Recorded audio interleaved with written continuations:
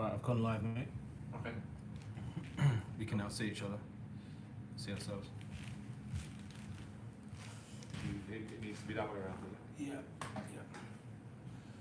Just wait for a few people to jump in, if anyone does. Could you tell your mum we're going on live? See us. You can see it? Yeah. Okay.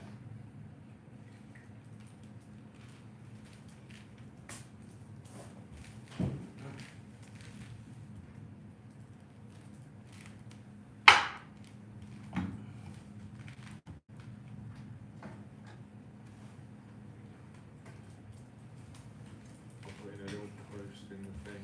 Okay.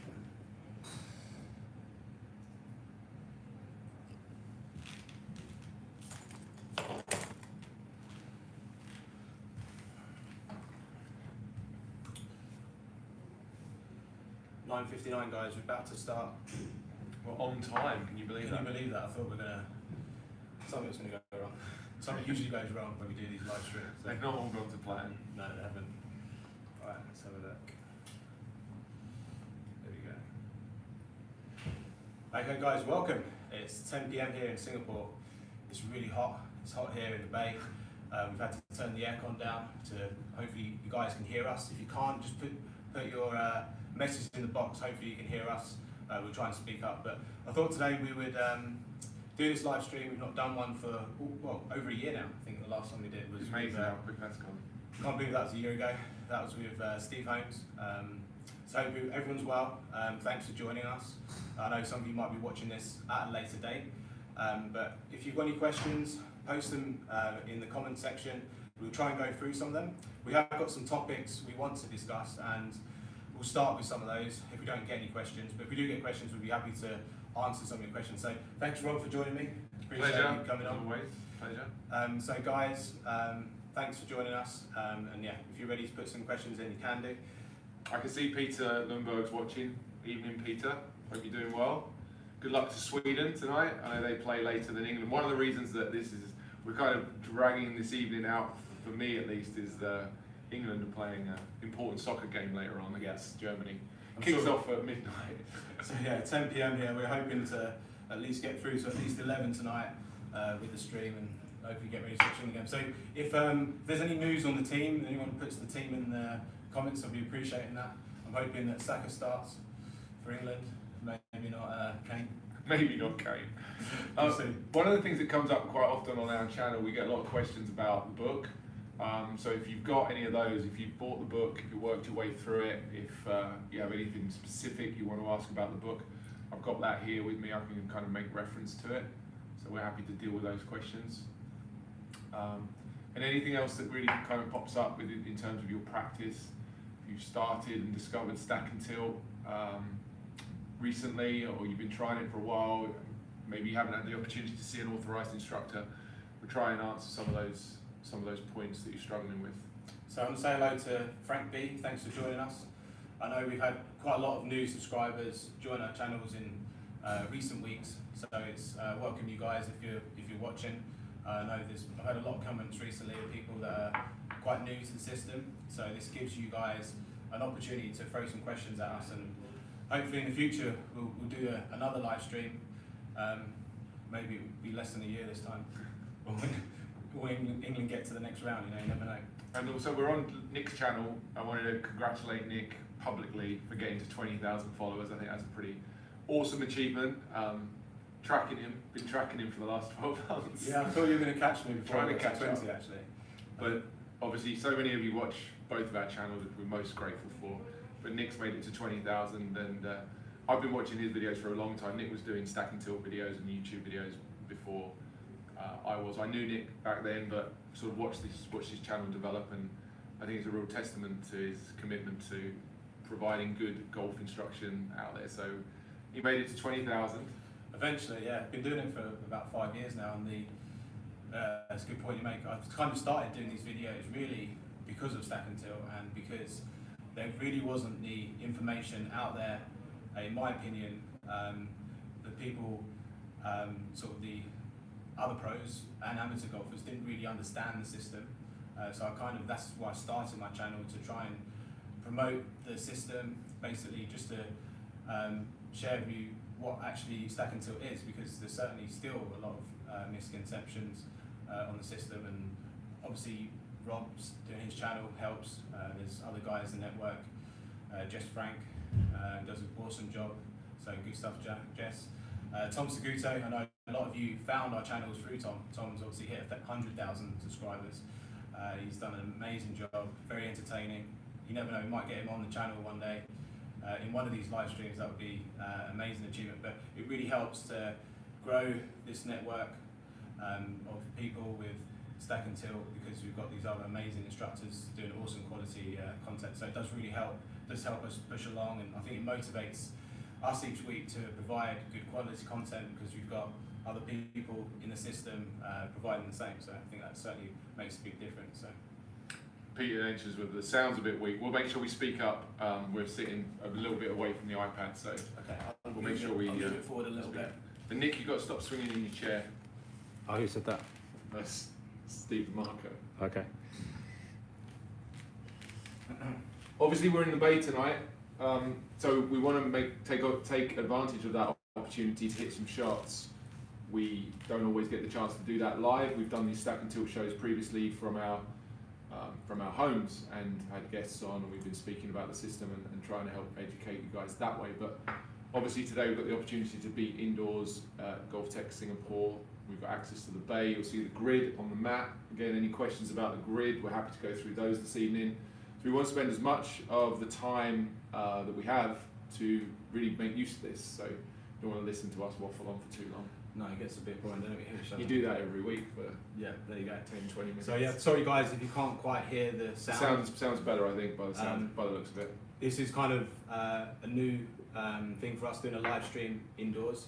Previously with the live streams, we've kind of had those at home in front of the computer with our earphones in, so the sound was obviously better in that case. So we're obviously trying to work things out as we go along. So hopefully these streams will improve if we keep going with them in the future.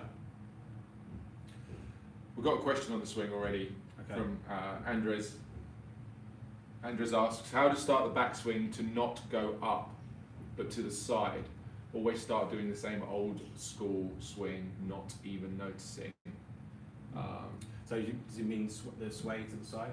I'm reading that as not go up, maybe not go, almost go straight up with the club, make it work on the hand path, make it work more on an arc. We can cover that if you want to. Yeah, so with the, obviously we have the grid set up here. Let me grab a club.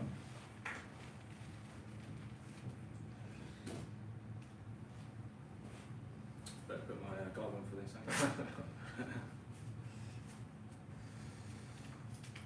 True golf instructor walks around the centre with the glove on in his back pocket.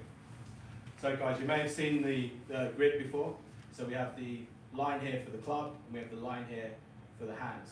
So in terms of the movements in the backswing, if you're struggling with the hands kind of going outwards like this, the feel you want to try and get is to move the left shoulder down.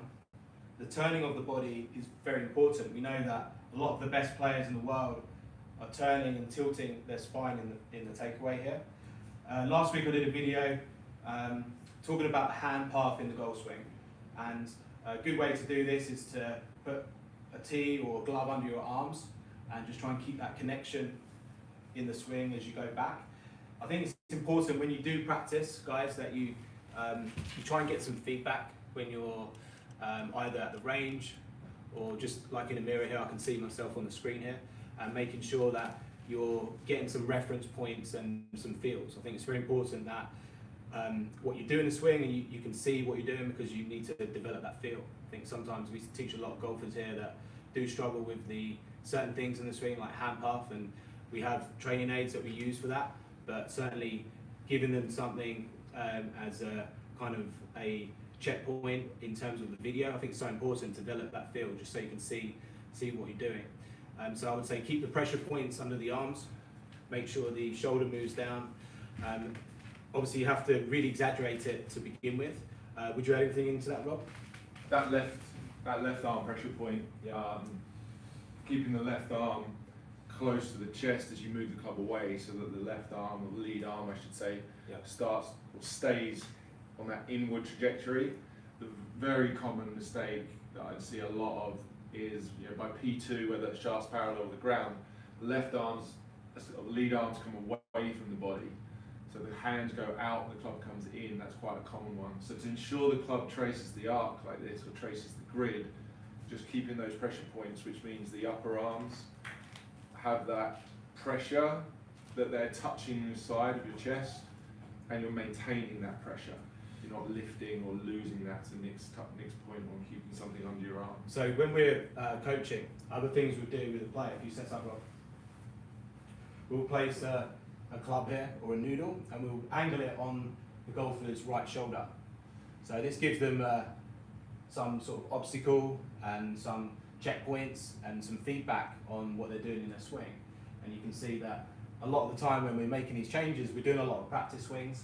It's important that the golfer gets a feel for it before they even put a ball there. So generally we'll stand there and put a club there or a noodle. A lot of the time here at GOLFTEC, we have access to various different training aids, the Tour Striker Plane Station. I know some of you have set that up as well, but certainly having some feedback like this is really, I find, quite key to help you develop the feel. And if you were taking it back too straight, you'd hit the obstacle quite clearly. And Nick's point there is really useful, and one that I would certainly subscribe to, is controlling the environment. I say it so much in my videos. People don't do that. People will listen to a video or listen to a piece of advice and think that they understand what they're supposed to do. Sort of conceptually, they get the idea, okay, I've got to take my hands around me more. But they don't really control the environment, and it's so easy to just slip back into your standard practice or habits. So you can end up wasting a lot of time if you're not controlling that environment. So creating stations and practice environments where it's making you do what you have to do, hugely beneficial, and saves you a lot of time in the long run. It might seem like a bit of a faff to set up, it might seem a bit cumbersome, but I've said it as well in previous videos, it's the bare minimum you should really be doing. So hopefully you can take some of that from our videos and help you to practice properly. So hopefully, guys, that helps and you can hear what we're saying here. We've had a question here from Joseph. Hi guys, hi Joseph. Does stack and tilt take advantage of the leverage power of the wrist, or keep the wrist as passive as possible and promote more of a body release with holding the flying wedge through impact? There's certainly risks involved in the swing. Okay, so that's the first thing I'd say. I would say that there's undoubtedly some releasing of the wrist through impact, and that can often be misunderstood when there's a lot of conversation about the flying wedge. The flying wedge would be the right forearm flying wedge, where we create this angle between the right forearm and the shaft. And a lot of the original drills and the early drills that you'll learn in stack and tilt to encourage good contact is to hit balls, try to feel like you maintain this flying wedge. So you'd be reducing the amount that the club would roll or release past your hands. But as I say, that's not to suggest that that doesn't happen. The release does take place. It's just in the vast majority, let's say 99% of golfers, that release, that uncocking is happening too soon, causing them problems with where they hit the ground. So feeling no release can often be the feel that's necessary to create the right amount of release. I think going back to the point as well with the wrist, certainly in the downswing, as we're swinging down here, there's going to be some angle between the forearm and the shaft, kind of storing that power, but we don't completely release the club until probably just after impact. And when I say release, I'm talking about the club passing the left arm. It's very important when you make contact that the handle's slightly forward. So even though you've got this angle here in the wrist as we start down, that will start to come out around sort of P6, and just after impact you will start to pass that hand.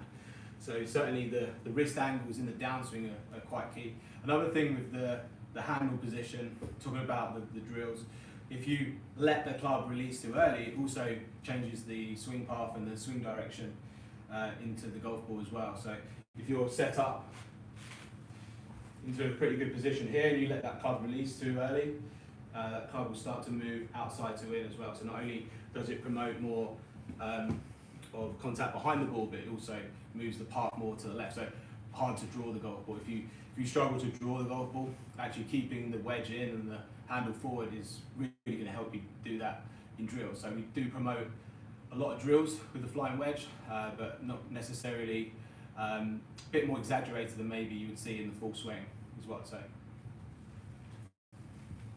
And just on the distance comment or question, I think you have to weigh up the distance piece of the puzzle in the sense that no golfer is swinging as fast as they possibly can or using just everything in their power to hit the ball as far as they possibly can. They're not utilising every single aspect of the swing or the body in which they could to hit the ball far. They have to hit the ball far, but they also have to control the low point and they have to control the curve. So if you're coached by a knowledgeable instructor to reduce some of your wrist motion, for example, it could be maybe at the expense of some distance, but under the fact that we're going to create better low point control, we're going to curve the ball more, create tighter dispersion, more predictable curve. And those other two things are going to make you a better golfer. And often, I say at the expense of a little bit of distance, it's usually not at the expense of a little bit of distance at all, because if your strike improves and you start to hit the centre of the club face more often, you actually end up hitting the ball as far, if not further, than the long swing that you think is going to give you that extra distance. So hopefully that helps to clarify a little bit on the distance conversation as well. Yeah, I think obviously the impact position is so important off the centre of the face, but also the correct loft as well. I think certainly having the handle slightly further forward is going to reduce that loft, help you compress the golf ball, and help you launch the ball maybe a fraction lower. You look at the best players in the world, they're launching a 35-degree 7-iron around 16 or 17 degrees of launch. So they're certainly taking off a fair bit of loft as they come through impact it. Guys, thanks for the questions. We'll try and get through as many of them as possible. Hopefully the sound's a bit better now. We're trying our best here to hopefully you can hear us. Hi, Steve DeMarco. Can you guys talk about leg slide versus humping the goat? I'm not sure what humping the goat is. Humping the goat is the, I think you were talking about the early extension, Steve. Ah, I see. Yes, yeah. We're a few seconds behind, so we'll have to wait up that answer. Yeah. But I think it's to do with the hips moving out towards the ball. And maybe the leg slide question is in reference to how much your legs sort of slide or drive towards the target.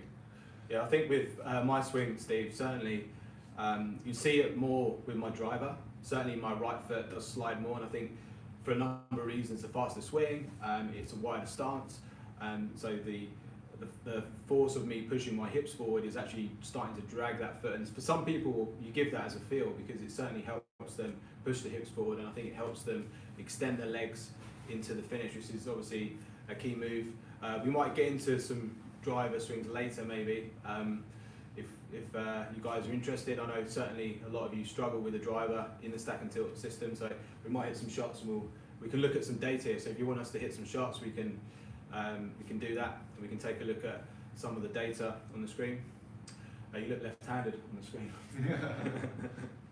Oh yeah. I suppose if we're answering the question about humping the goat, which is the early extension, I'll try and touch on that for a couple of minutes. First thing I'd say is that not all early extension is bad. I think that's often a bad place to start from. If you think that moving off the wall is a fault, I'm not suggesting it's everyone does it. I'm just saying it's not necessarily a bad thing. If you want to swing more degrees into out, which will promote more of a draw pattern, then some early extension can be beneficial, because the more you extend towards the ball, the more the club drops behind you. Now, you can certainly do that too much, and that can start to cause other issues. As far as the legs are concerned and their role within that, if I stand, I'm going to try to stand back so that my backside is kind of up against this change between the white netting and the grey backing behind me. So swinging up to the top, my hip's going to stay on that point. And what I would tell you is that if you reflexed your trail leg and flexed your pelvis again back down into where it started, so that would Some people would describe that as a sort of sitting down part of the downswing, or returning to flexion, regaining that flexion in the downswing. That should keep your butt on the wall, so to speak. So if you don't regain that flexion and you just start to drive towards the ball, you're going to see my hips move away from the wall. And if you excessively regain that flexion, stayed bent over for too long, my right knee flexed out more, I could even stick my backside further back than where it started. So it's blending the right rates and the right amounts of reflexing the trail leg, reflexing the pelvis, reflexing the spine back down to this P6, before once again you start to extend again on the follow through. And if you slid far enough forward, you should be able to keep your hip on the wall as well. That's the basic template for how you keep it where it should be. But to Steve's question, I'm not going to tell you that all early extension or all humping is bad. Thanks, Rob. I think Rob makes a good point there about the knee flex. Certainly, you see a lot of players in the stack and tilt system, or trying to learn stack and tilt, that we do always talk about how you have to move your hips towards the target. And certainly, they kind of, in the top of the backswing, they've straightened this leg maybe a little bit too much, and they start kind of pushing forward before they start to regain the flexion of the knee. Like to Rob's point there, by the time we get down to roughly left arm parallel P5 here, the knees are roughly back to the same position they were at setup when you look at the camera from this angle. Certainly in my golf swing, I have some straightening in my right knee in the backswing, but by the time I've even completed my backswing, I'm actually starting to re-bend that and starting to turn as I start to push forward. So certainly, yeah, keep an eye on making sure you don't straighten the leg too much. Make sure you start to regain that flexion maybe a little bit earlier at the start of the downswing. There's just a follow-up question on that I've seen at the bottom of the screen there from Tom D, saying, Jess Frank says the hips do go under the body on the downswing. Are you recommending staying on the tush line? I'm confused here. I think a more neutral swing, and neutral from the point of view of a swing direction, so the path, if you like, the way that the club's going to approach the ball, that would look like a swing where the head stays on the wall and the tush stays on the wall. That would maintain that inclination to the ground. Yeah. So you can have different versions of inclination to the ground. You can start here, and then you can start to lose some of that. But that is going to influence, all things being equal, that's going to influence the club path. So I guess, yeah, if you were asking me what my preference was, I think my preference would be to maintain a stable inclination and have a swing direction that's pretty straight into the ball, and get my in-to-out path by hitting the ball before it reaches the center of the swing. And therefore I've still got that down built in, which is also that rightward path, which again is a subject that we've certainly both of us have covered in previous videos on the grid and how to hit a draw. But yeah, that would be my preference if you were asking, but I'm not suggesting that's the only way it needs to be done. Some early extension can help you swing faster as well. You see a lot of juniors, I would say, Nick, would you agree, like a lot of young players try and hit the ball hard, you'll see a lot of this as they come through the ball. And they're trying to account or make up for their lack of strength, physical strength, to swing faster. So they're utilising more of the vertical push and the force through the ground, which makes them early extend a lot, gives them a lot of club head speed, but tends to shift their path quite a long way to the right. And so, yeah, they'll hit high pushes and draws, and they'll probably hook a few balls as well. But it's not all bad, and as I say, it can give you more speed. Okay, I've got a question here from Matthew. Loving the content. Question about swing speed. Is it common to see a decrease in swing speed from stack and tilt versus conventional? When I use the swing speed radar, I'm seeing a slight decrease in swing speed. So first simple answer is no, definitely not. I wouldn't see a decrease in personally.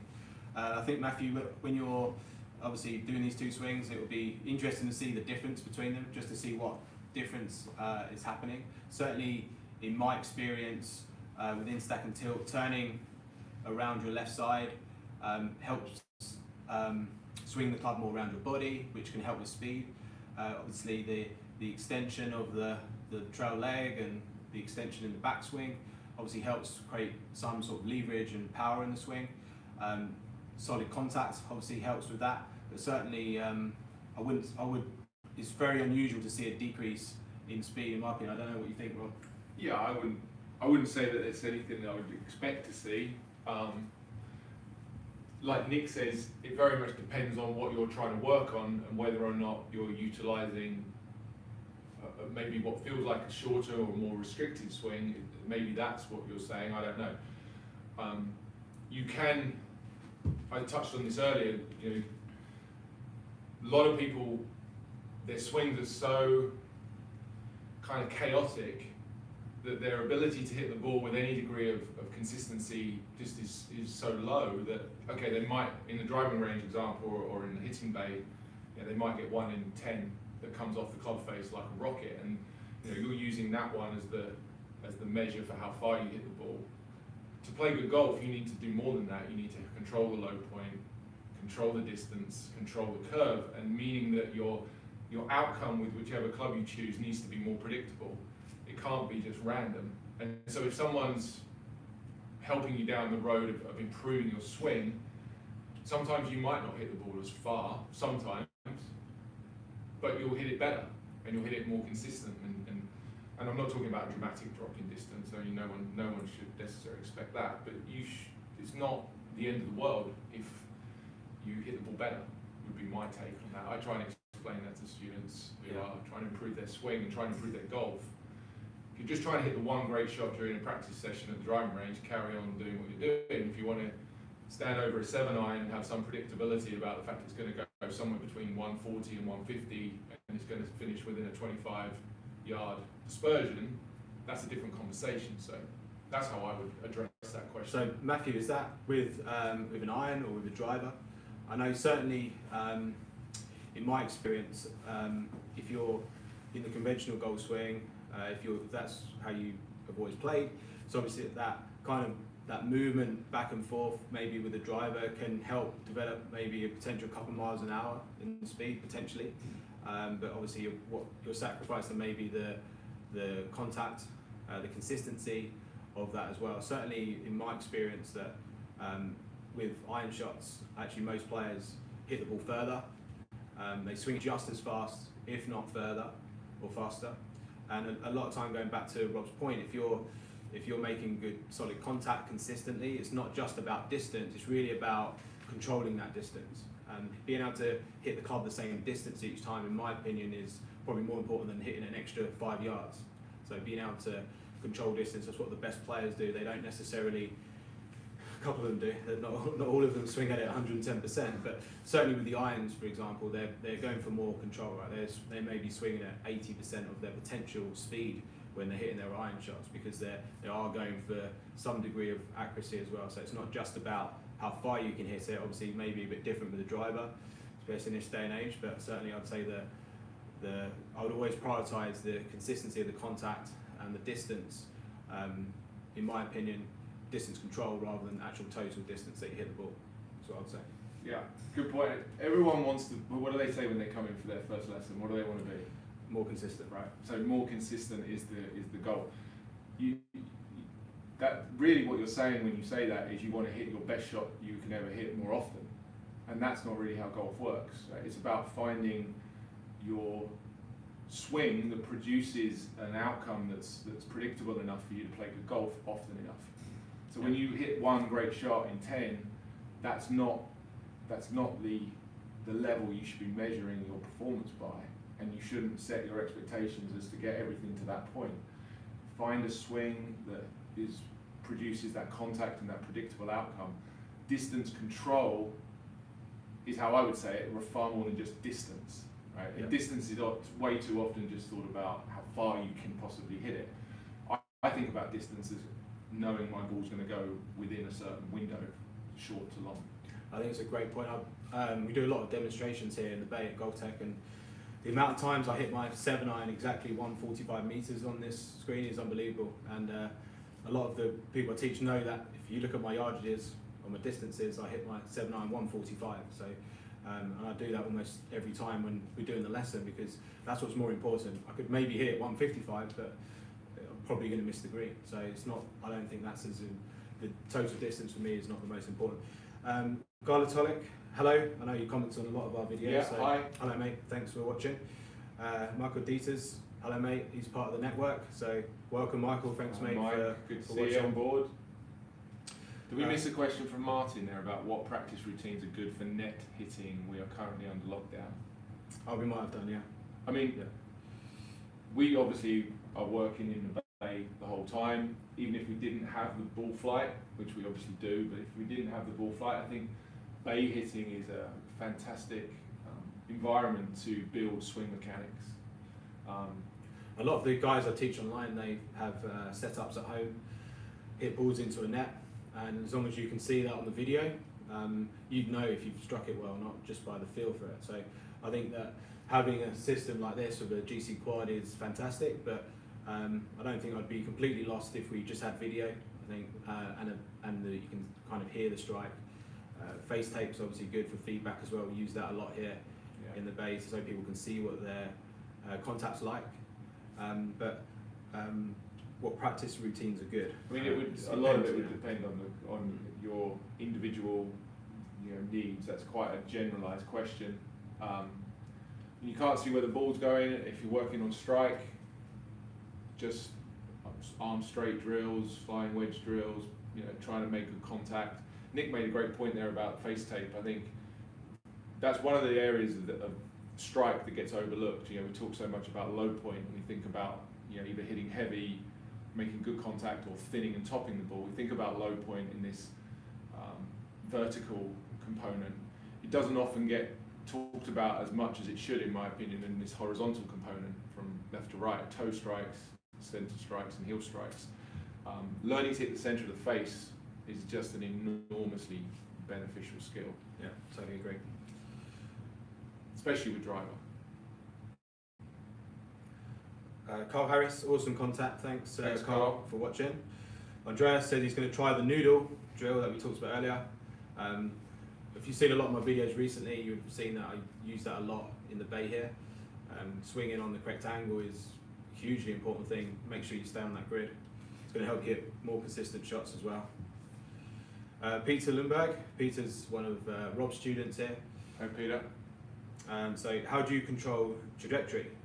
So certainly I would, just looking at the first part of that question, I think a lot in the release of the wrist and the finish and where the position of where you finish can tell you a lot about the trajectory of the ball. Maybe if we hit a couple of shots here, Rob, would be quite good. Yeah. Do a low one. Yeah. So I'm just going to move this round so you guys can see. So you're going to go for low first? Yeah. Yeah. Probably need to go back a little bit if we can. Okay.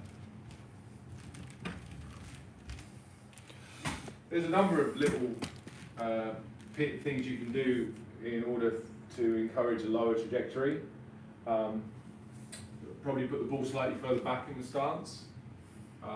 Handle a little bit more forward to try and reduce the dynamic loft in the first place. But Nick made a great point about the release. So I would summarize it by saying the wider, longer this arc is, meaning that the distance the butt of the club is here from my body at the end of my swing, would typically produce a lower shot. So no real rehinging of the wrists. And I can sometimes explain this via sort of short game ideas, that if you were going to hit the highest possible bunker shot or the highest flop shot, regardless of what you might do with the Clubface setup, when you swing, you're going to hit this high, soft lob shot or bunker shot with a lot of release, so the handle doesn't really go too far forward afterwards. So the opposite's true with a low shot. Chip and run, punching the ball. I try to release the wrists very little, and I try and keep this arc nice and wide. So that's how I would prescribe the finish to look different. Yeah, spot on, Rob. Exactly what I would have said there. Ball slightly back. Shorter finish than you would expect as well. Again, I think you want to hit it lower, but I often see people trying to hit this shot. It comes back to not really understanding how to hit it clearly enough, not having practiced it enough. So you might maybe build in a couple of tiny little things that set up with the ball position, but when it comes to it, you end up seeing someone make a swing that looks almost identical to their normal swing. I punched one out of the trees last time we played, Peter, I think, and my follow through would have looked very different to my normal swing.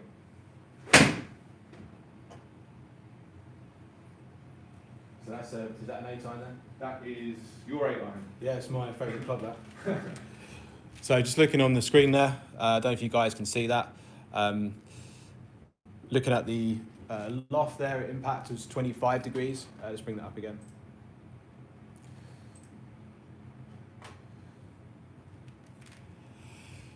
Launch angle 15. So guys, you might be able to see that on the screen there. That was Rob's shot there. Doesn't come up with a height, does it? If you go into the table, yeah. Find it quickly. So we're going to take a look at the difference in the height here. So peak height 14. Cool. Okay, so now if you show what you'll do, the opposite to that, Rob. So if I was going to hit, I think the question Peter asked was like a super high 7-iron, so higher than standard. When I think about that shot, I certainly think about releasing my wrists a bit faster than I would do for a standard shot. And I'm okay with the fact that if I have to hit the shot, I'm okay with the fact that that might compromise my low point a little bit. Okay, because if I want to get as much speed at the bottom here to launch the ball higher and add more spin, I might sacrifice contact. But I am going to back myself that I've done this enough times that I probably shouldn't mess it up.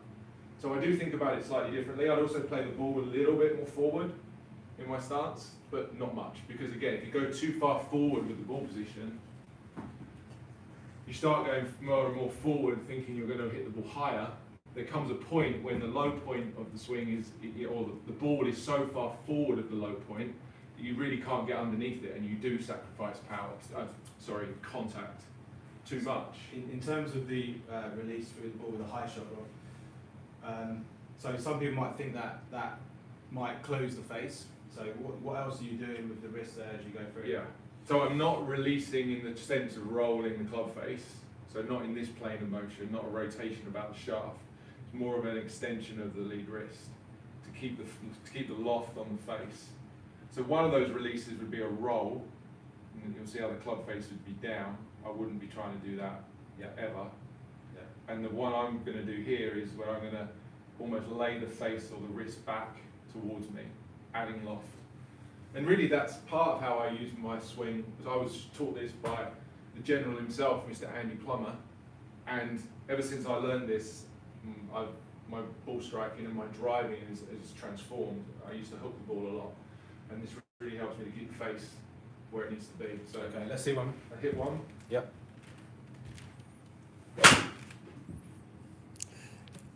It looks higher. It felt pretty solid. You even got the noodle in the way of the TV there. Stop Came me out slicing. Came out the middle as well. Let's have a look then on the table there. So you can see the trajectory there on the side view, and then the actual height there, 26 meters, so almost double the release. In terms of the club speed, you did swing a bit faster, which is interesting, Rob. Mm-hmm. Yeah, I think maybe, to be fair, with the first one, I actually wasn't thinking about hitting it as far as I could. I was just thinking about punching it out and keeping it under the trees. It was more than I thought. But how much more speed would you get from the release of the wrist there? Like the way? You get a decent amount, for sure. Yeah. Which is why, when you start learning to swing with more control and maintaining the flying wedges, that may not hit the ball as far as you possibly can, and then you have to start adding back in some release to get some speed. Just you can see on the screen there as well, guys. On the loft, you can see there on the right hand side there, you've got a difference of about 8 degrees of loft, just to see that. And then in terms of the ball data there, you can see the difference in the launch angle as well. Obviously the contact point on the face can make a difference as well, but sort of 8 degrees difference in launch, 8 degrees difference in loft there. So well done, Rob. I was lucky. Yeah, that was lucky, wasn't it? Good job. I wasn't going to make that point if it was different. You can do the next demonstration. I suppose to Peter's question, if I had to summarise that and tell you what I would practice differently, it would be the finish. If I'm going to hit this ball low, I'm going to really keep this arc nice and wide, not release my wrist at all. I'm laughing because Nick's calling on his hands and knees to try and get back to the computer to see the next question. Yeah, I would say that there's very little release and the swing would finish much shorter with this wide arc versus the higher shot where I'd have a lot more release at the bottom and a lot more rehinging of the wrists to help me launch the ball high. So hopefully that helps, Peter. Okay. Got a question here, guys, from Les Smith. Hello. Hi, Les. Would you remind me or us of the drill to get the Holy Grail hip move, please? So I'm assuming he means the hip move in kind of the downswing. Yeah. The slider. Yeah. So I would actually, if teaching in the bay here, I would start by explaining where you need to be in the finish, and a lot of the time with the hip move in the finish, I'll actually start at P1 and actually move forward. I think Rob did a really good video a few weeks ago on this with the dragging the stick, kind of pushing up and extending into the finish. But certainly starting off, if you struggle with your hip movement in the downswing into the finish, it's good sometimes to start at P1 and kind of push forward and try and learn where you need to be at this stage. You'll see that the best players will move their hips 6-7 inches forward from when they start to when they finish the swing. Then once you've sort of got the feel for that, I'll then start to build in a little bit of a backswing here. And a lot of the time, certainly when I work on the hip movement in the finish, I work on a lot of drills just stopping at position 8. Because I think that's kind of, by that point, your hip should have moved quite far forward. I was doing a lesson today where the guy in the finish position had moved his hips like 7 inches forward. We get the data here on the screen here so we can see how far they move it forward. But that impact, it was like 0.2 or something. So even though his finish position, by the time he finished, had moved it forward, it was kind of too late. So that's why I do a lot of drills here to stop at position 8, because by that point the hip should have moved sufficiently forward to help you move the low point forward, helps you with contact, helps you with power, helps you with swing direction as well. The other thing the hip movement does, it helps you tilt your shoulders, and that's quite key as well, because if you're looking at the swing from the side view here, me pushing my hips forward, it helps me tilt my shoulders, helps me swing the club more inside and more around my body.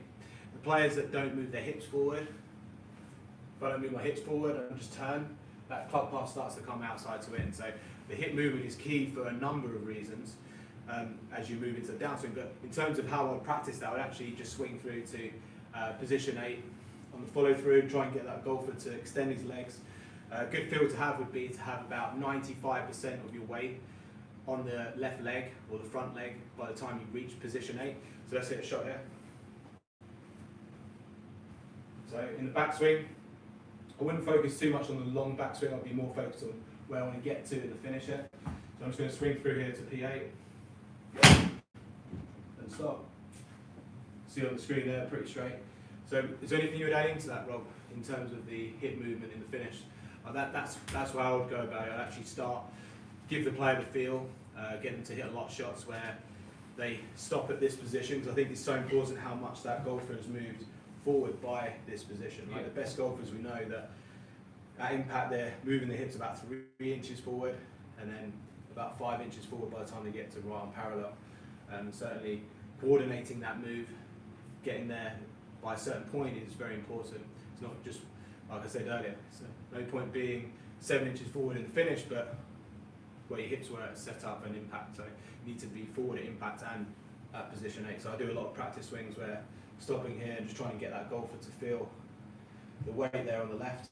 Yeah, that's a good drill. I think it is the holy grail. I did a video on it and called it that a few months back. Maybe you should have answered that question. Well, no, I think you did a great job. It really does, I think, distinguish golfers of the different skill levels. I think the way the hips move, particularly in the downswing, is enormous part of the swing, and it doesn't. I mean, I think people sort of know it's important, but they don't really know how important it is. And the weight forward in stack and tilt is the hip forward. It is that ability to move that lower centre forward throughout the downswing. It's important. I mean, Holy Grail is a reasonable kind of name to give it. I think if you had to ask me what was one most important thing to do, I'd say learn that and teach a lot of beginners there to begin with, to start learn how to do the follow through first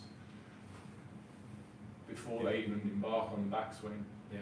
Teach them how to move forward with the hips. Okay. So good question. Thank you. Thanks, Les. Steve and Mark. Oh, Steve, next one. Nick, your swing has changed a lot over the past 4 years. What have you worked on the most? I would say definitely my exit position in the finish. I've worked a lot on that. Going back, say 3 or 4 years, certainly my exit position was always too much out to the right, too much roll of the club. So I've worked on trying to keep the handle lower, trying to exit left. Kind of the umbrella drill, you may have seen me work on that a lot. So I've worked a lot on the umbrella drill, which is to, in the finish here, to swing round to the left, get the wrists rehinged. So it's kind of like an umbrella. I've worked on that drill a lot. So I hit shots where stopping there at the finish, making sure I keep the handle lower, so I'm not raising the handle. Twisting the face gives me a lot more control over the Clubface. I've worked a lot on impact as well. So going back a few years to 2014, I had a lesson, very fortunate to have a lesson with Mike Bennett, one of the founders of Stack and Tilt. A lot of you would have heard of him. Absolute legend, amazing golfer. I caddied for him. It was an amazing experience to watch him play golf. But I spent 3 hours with him on the range the day after the tournament, and he was helping me a lot in my swing. And the key one for me was really my handle position at impact. So I tended to let the club pass my hands, fraction too early. Always launched it high. I could never draw the golf ball. Really inconsistent shot. So I actually spent 3 hours on the range with Mike, and he wouldn't let me hit a shot past there, literally past there. I spent 3 hours doing this drill, and I didn't hit past 7.5. Didn't even get up to right on parallel. I was just hitting 8 irons. I was hitting them 80 yards, hitting them really low, and just kept training this drill, kept showing me where I need to be at P6. This was important. I could really feel the position was getting me with my wrists. I think it's so important. We try and stress how important the feel is in the swing, and it's very hard sometimes when you're on the videos to really stress that importance. But for me, he showed me where the wrist should be at P6, where the hand should be, kind of over my trail leg here. That helped me compress the ball, and basically just doing the flying wedge drill that we talked about earlier for 3 hours. I didn't swing past 80 meters. Right, that was the furthest shot I hit. He wouldn't let me even hit one at the end, which I thought was unfair, but there you go. So the next day, the point here is, guys, the next day I went out to the range of my club, and the next shot I hit was probably the best shot I've ever hit in my life up until that point. And so I thought I cracked the golf swing, and this was 7 years ago, and obviously I haven't. So it's got a lot better. It's got better. So I remember when we first started working together here and played some golf. Your swing has improved so much since then. Yeah. And you wouldn't even hit a driver. Oh yeah, a little bit scared of a driver, but It's yeah, improved a lot. that story I think is quite interesting because, like I said there, I didn't hit past P7.5, and then next day the first shot I hit was probably the best shot I ever hit. But 20 minutes later, I was back to doing the same old thing. Right? And it's still a drill that I still go to now. And this is 7 I years think ago. that's such a key message, right? How many times we try and have that conversation with students here, and then there's a lot of information out there. We chuck a load of it out onto our channels as sort of general content. But that is a perfect example of someone who finds what they need to work on and then absolutely bangs home the detail, that they just do it and do it and do it and do it and do it, and they don't stop until they master it, and it takes such a long time to master that piece. You want to try and stop looking for different answers to your problems, find the piece, because there won't be tons of things. It will be 1 or 2 things that you'll have to keep coming back to, and just have that discipline to really grind in that detail. Do it so well that, as Nick touched on there, the next day, immediately it feels better. Of course, it regresses and then you go again, but that detail is critical. And sometimes, you know, when we do put in a noodle on the ground here, or we create some kind of practice station for a student, they might do it once, some of them might do it twice, and then they're like, okay, yeah, I've got that, I'll take the noodle out, right? As if they like know how to do it. Yeah. And Same thing. It's not true. The practice and the environment that you practice in and controlling that is critical to your long-term development. I can't stress that enough. I think I've said that enough. Yeah, I think so. I think we've stressed that point maybe. Just going back down the comments, guys. So, Michael D says, ball speed can increase while swing speed decreases. Yeah, I was trying to get to that point actually. That He said it much better. yeah. In a roundabout way. He said it in so few words. There you go. Yeah, ball speed can increase while swing speed decreases for sure. Definitely. Yeah, efficient striking. Just going back down the comments here. So Matthew, going back to that question we talked about earlier about distance, you're right, my dispersion and consistency is more important than swing speed, kind of the point we'll get to there, so yeah, nice one Matthew. Ball draws all clubs, help is this alignment issue or setup issue. I'm swinging into out with a slight draw swing, but starts right of target, so it sounds like he's overdrawing. So it starts right of target, yeah, it almost sounds like what he's describing might start left of target, so but pull, it says yeah. right of target. Yeah. That's my shot. I hit Yeah. pull draw, that's my miss, which is not controlling the face well enough through impact. So yeah, good drills for that is making sure the face is open enough at setup. You don't have to have the face square to the target. In fact, you probably shouldn't have the face square to the target. If you're trying to get a draw, want the ball to start to the right, club face needs to be a little bit open to the target. And then to slow the club face roll through the impact, it would be a lot of flying wedge feels, like not releasing the wrist quite so much. And I try and just punch balls that make sure they start out to the right. The club face one at impact setup can be a very simple fix. Come across a lot of people who are a little bit, I don't know, scared, skeptical to change how the face is aligned down on the ground. I mean, can't see my club face, not that it really matters, but you know, I can do it up here, Nick, it's fine. So, you know, the club face, how you organise the club face at setup matters, and it doesn't have to be square. You can have it slightly open or slightly closed, depending on your pattern. I think recognising that's important, being flexible enough that you are happy to do that can solve a lot of your problems. You could basically have a great swing, slightly into out. If you've got this club face a degree or two closed, you're going to hit these pull draws and you're going to be pretty miserable. You can open the face 3 or 4 degrees now, open it to the target. You can all of a sudden start hitting a very functional push draw very quickly. Yeah, I think that's a good point Rob said there. If you actually look at some of the best players through history, that none of them really aim the club at the target. They aim it in a position that kind of helps them hit their shot shape.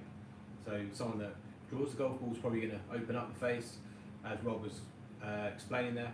Someone that fades the ball is probably going to close the face to the target line, this is, to help it start left. If you're drawing the golf ball, you need that ball to start more right. So having the face open at setup can help with that.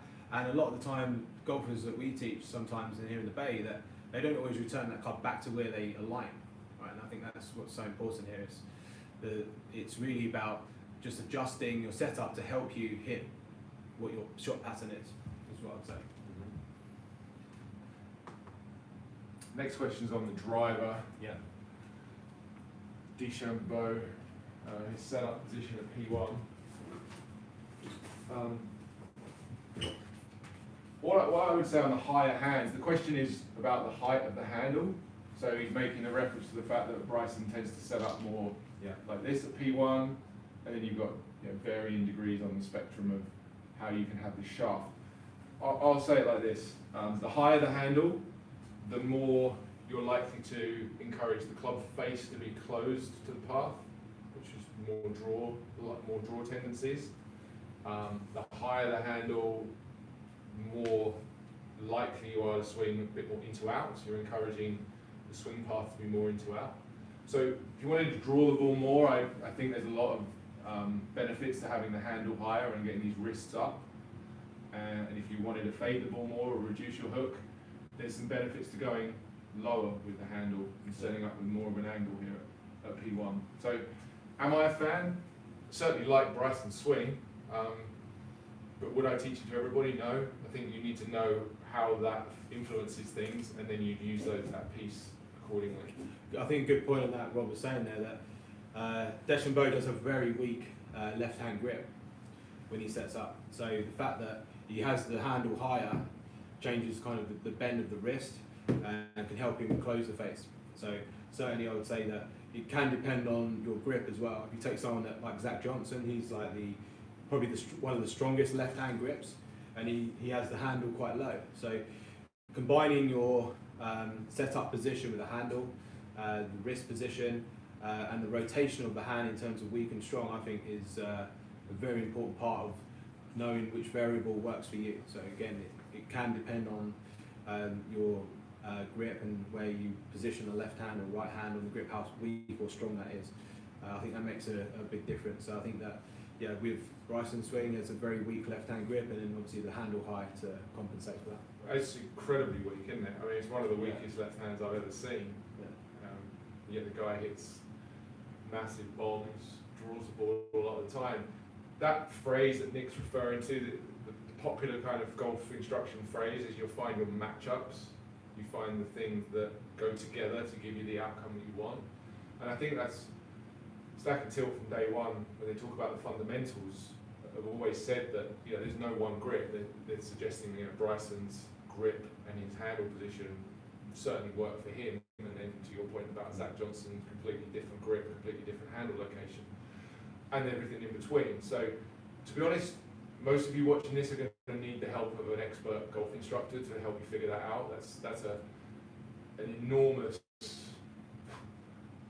catalogue of potential combinations of things that could work or wouldn't work, and if you just try to figure them out by yourself, unless you get extremely lucky, you could be there for a very, very long time and possibly never quite get there. So I would certainly recommend questions about those details of the grip and the handle position and things like that are very individual and should be dealt with by an expert golf instructor. So look up a Stack and Tilt instructor near you, or online, is what I'd say.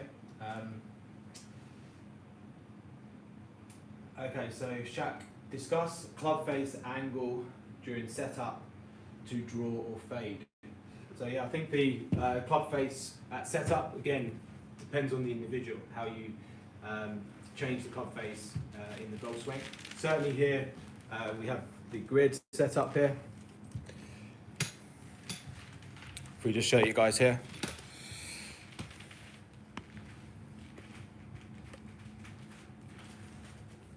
So you can see the white stick there would be my target line. If I'm trying to draw the golf ball, I assume my path is going to be moving inside out, so you're going to have the face open to the target line. So if you draw the golf ball, certainly you need that face open. If you fade the golf ball, obviously having it closed to the target line is obviously important for the individual. Now obviously it depends on the person's delivery of the club. I think Rob explains this very well with the alignment stick thing, the handle. With the Yeah. extension of the Yeah. shaft, yeah. I'll get Rob to explain this. I think this is quite a good point. I learned this from Timo. I stole this off my Dutch friend.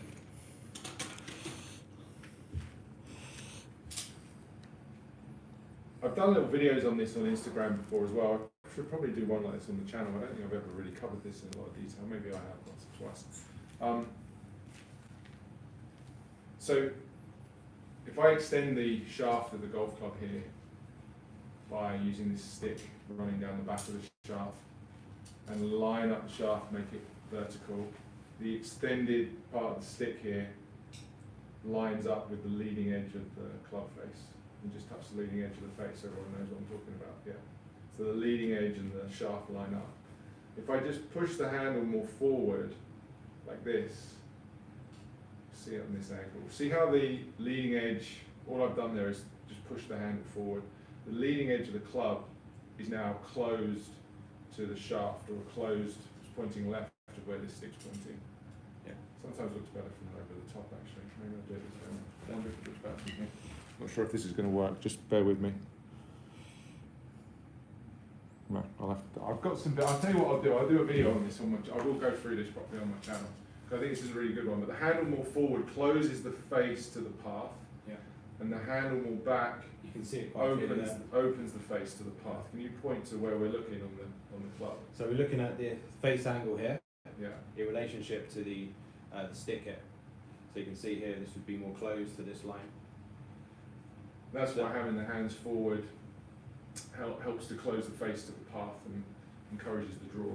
But I think I think that's a good explanation. I think that's would be a good video today. Certainly, the face at setup. For me personally, I open the face, right, and I don't realise this until I watch my videos back on the course. But certainly, I have the face and my body aligned a bit to the right of the target because my pattern is to draw. So I do aim to the right to compensate for that. So I think you have to, as an individual, work out what's best for you. I've done it maybe subconsciously. I kind of aim more to the right over time, and generally it works. You know, so there's certainly no real golfer aim straight. They kind of aim in a direction that's going to help them hit their shot shape. So the consistency of the shot shape is important, but obviously the direction you aim is obviously individual. But certainly, we've done some videos on the grid and ball position, and I'm sure we'll talk about that another time. But certainly, yeah, if you want to draw the ball, the face needs to be open to your target line, but obviously close to the swing path you're swinging on. Now, we're talking very minimal amounts here. Like my desirable swing path would be maybe 4 degrees inside out with a 7-iron. I did a video actually this week. It's going to come out on Friday, talking about the finish position. I hit a couple of shots. So you're going to see some of the club data that I got, and I think I was like 4 degrees inside out with the face like 2 degrees closed, which is kind of where we want to be. 2 degrees close to the path, but 2 degrees open to the target line. I think a lot of people get confused when you say that we drawing the ball with the face open. We're talking face open to the target, but close to the path. Let's try something. Let me hit a shot. I was going to say that sometimes reducing the number of variables is ideal, right? The less things for you to worry about, the better. Ignore where this mat's aiming to start with. If I just said to you I was going to make 2 identical swings, I'm not saying I can do that, but if I was going to make 2 identical swings and just change the face angle at setup on both of them. So the question was about draw and fade from Shaq. So if I kept everything equal, if I had all things equal in my swing, which isn't easy to do, but let's say I do, and the only variable that I change is the club face, I should be able to make one of these balls curve to the right and one of these balls curve to the left, in theory. So we'll try it and we'll see what the data says. Now, those balls aren't going to finish, if I do this properly, these balls are not going to finish on my target line, not where I'm aiming my body. But if I got used to curving the ball to the right and used to roughly how far to the right of where I'm aiming it finished, I could learn to aim that out on the golf course. If that makes sense. I don't know. Does that make sense? Makes sense to me. So if I set up with, let's try and hit something that's going to curve to the left. So I'm going to set up standard. I'm probably going to, in this example, just because I want to make sure it does curve to the left, I'm going to have the face a little bit more closed than I would normally, which probably looks more or less square to the target. So this feels like it's going to overdraw to the left. My goal here is to try and make 2 identical swings. I'm going to try and do that really more than anything else. Actually, you hit that lovely. It's gone dead straight. I think it's got a small curve to the left on that. It's got a tiny curve to the left. Watch out, mate, don't fall over. Try not to. I think that's about the straightest shot I've ever hit. Side spin was to the left. Okay. You can see the. You haven't got the spots on the face, but you can see the side spin was to the left there. So it started 4 degrees right, curved 400 revolutions left. This club hasn't. I'm going to do that again for 2 reasons. 1, it didn't curve enough to the left, and 2, my club doesn't have any dots on it. Can hit my 8. Picking up the club path. I want to see how similar these swings are and just try and show you the difference in the face angle. Let me have a look from the front view here, Rob. Just have a look at the face here. So this is which shot you're hitting here, the draw. This is going to be the draw again. So I've sort of got that club, I would say turned for me, that feels quite closed. I think it looks relatively square. It looks very square. I think if you look at the grid line as a reference, you can see it's close to that. Yeah. Yeah. So that's a little bit more close than I would normally have it. Let me try and hit a stop. It's just a standard swing. That one's going to curve a bit more to the left. Did hit it a touch out of toe, but that's because these clubs are too short for me. Are you blaming the clubs now? There's all the excuses. So yeah, draw 7 degrees into out, 7 degrees closed with the face. Okay. So yeah. So my theory is, to answer Shaq's question, is now if I was setting up with the club face much more open, and this wouldn't not necessarily be the way that I do it, but if I set up with the club face much more open like this and made the same swing, that ball should push slice or push fade. Which it did. That felt like it was supposed to, at least in my mind. So it'll be interesting to see the club path on both of those. 7.1. Exactly. How good's that? Wow. And 9 degrees open. So I just changed the face there, 7.1 degrees into out. Both of those swings identical swings. Talent, Rob. Well, lucky. Got the first one wrong. But the face angle there was Wow. 7 degrees close to the path in one swing. We're looking here. Yeah. And then same path, 9 degrees open on the next one. Experimenting like that, trying to keep your swing the same and just change the face angle will change the curve. So that ball, where's the ball data on that one? Okay. I mean, there's negative connotations to doing it the way I did it as well, which I won't go into too much detail. But yeah, curve to the right. And the other one, they curved about a similar amount to the right and to the left, which you would kind of expect. So what, that was pretty impressive, right? Both 7.1, and this is live, by the way. This is not edited. There are some negatives to fading the ball that way. With the face that open, my ball speed's going to drop quite significantly. So my smash factor, if you like, my efficiency is going to drop. I'm not going to be able to create the same sort of distance fading the ball that way. And there are other ways to move the ball around the grid and to curve the ball from left to right. But just to answer Shaq's question, you could start with the most basic thing would be to change the face angle and just see what that does to the curve of the ball. That was an expert demonstration there, Rob. So thank you. You're welcome. Couple more questions, guys. We're going to Can't head off believe the time. shortly. Going to get ready to watch the football game later. If anyone knows the lineup, we appreciate that. Kane starting.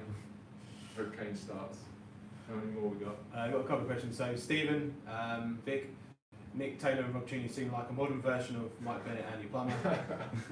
Thanks, Steve. I'm not sure about that, but thank you very much. If you've ever seen those guys in person, like me and Rob have been very fortunate to have their unbelievable geniuses, very funny guys, two of the nicest guys you could ever meet. So, if you ever get the chance to spend some time practicing with them, do it. Question here, I'll talk a little bit about this, maybe the last question, but this one's on the weight distribution. Have you got my 8 on? Mm-hmm. So this one is from Frank B. Can you explain the weight distribution between right and left foot? So I think it's a hard one to measure, first of all. It's a feel, I think, unless you've got something to measure on your feet. It's certainly a feel for that individual. Certainly when I set up, and the way I explain it to guys here in the Bay is to try and, from a neutral position, if you're 50-50 here, I'm just going to angle this down a little bit. So if this is, that's too much for me. Okay.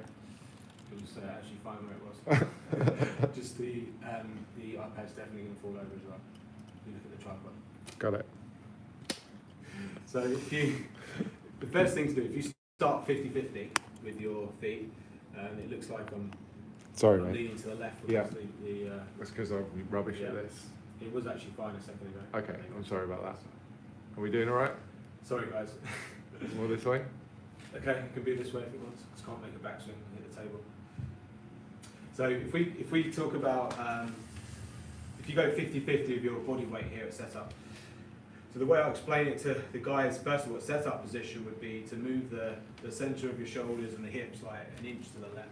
So you've got like I think a good feel would be 60% on the left side here. So I'm not just pushing forward like this. I might do that a bit more with the driver, create more tilt, shallow out the attack angle. But certainly with the iron swing, if you go 50-50, I'm just moving these centres like an inch to my left. And in the backswing, I'm basically maintaining that pressure on my left side. For me, it feels like I've got 60% of my weight on the left side at the top of my backswing here. And as I start down, 70, 75, 80, 90% on the left side, and then about 95 in the finish. That's a feel, right? I think that's always a hard one to measure.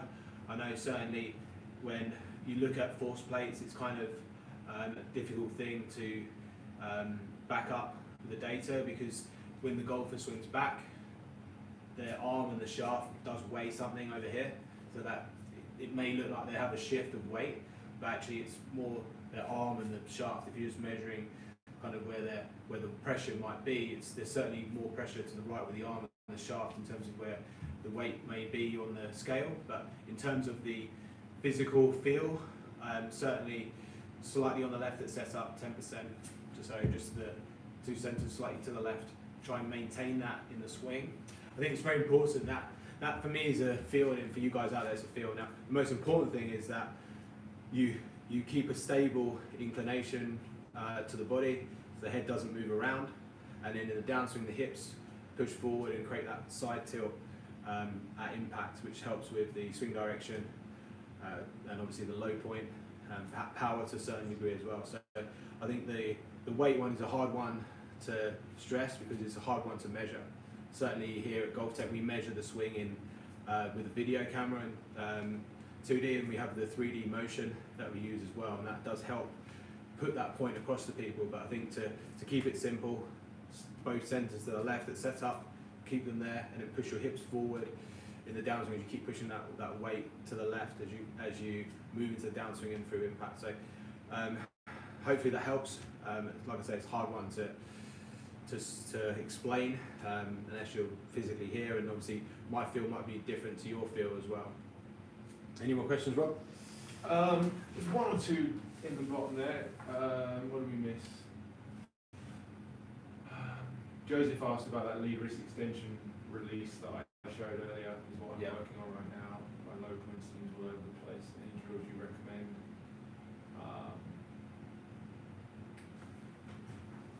Really the way I was showing it and the feel that I have, I mean, I think you've got to make sure you've got enough weight forward when you do this. You've still got to make sure you've got enough weight forward when you're letting some of this come out. I did this with the driver when I was taught it by Andy. You want to just come and stand in front of me, and it can hold the shaft on the front, like really in quite tight. So the way I would do it, because I used to swing out too much like this, my hand would hit the shaft and I'd close the face. So Andy was in like super tight. I've got a video of me hitting driver where I'm moving my hands round and trying to feel like I get the club face to come back towards me and point up to the sky. So the hand path is coming around while extending the lead wrist. Now, if I do that too quickly, I can definitely, or you can definitely still get the low point messed up. So it's just one of those things that you're going to have to take time with, but do ensure that you've got enough weight forward when you're doing that, so the bottom of this swing is far enough forward. Don't start trying to extend that wrist too soon back here, because you'll start hitting the ground too soon. Thanks, Rob. Okay, mate, so I think we're going to start to wrap up now, guys. We appreciate all your comments. I think we'd like to do this again at some point if we get some good feedback. I think we will do. When I get to 20,000 subscribers, we'll do it again. Come on, guys. If you could give us a like on the video, it does help. Appreciate that as well. I'm really surprised actually, Rob, that no one's mentioned that we were wearing the same T-shirt. I couldn't believe it. I said when I walked in earlier that we looked like me and my golf. Yeah, exactly. Andy, Piers, hope you're well. So yeah, I'm surprised by that. This was it wasn't necessarily deliberate, but we both wanted to wear a stack and tilt T-shirt, obviously. So yeah, it'd be good to go through live stream. I do enjoy doing these. It's just very difficult here because we like to do it where we can interact with you guys, and obviously the time difference here In Singapore, it's not ideal.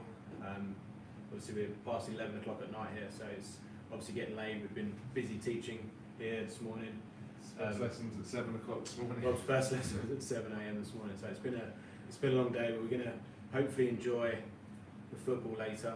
Come on, England. So come on, England. Thanks, guys, for watching, and hopefully we'll see you again soon. Cheers, guys. Thanks a lot.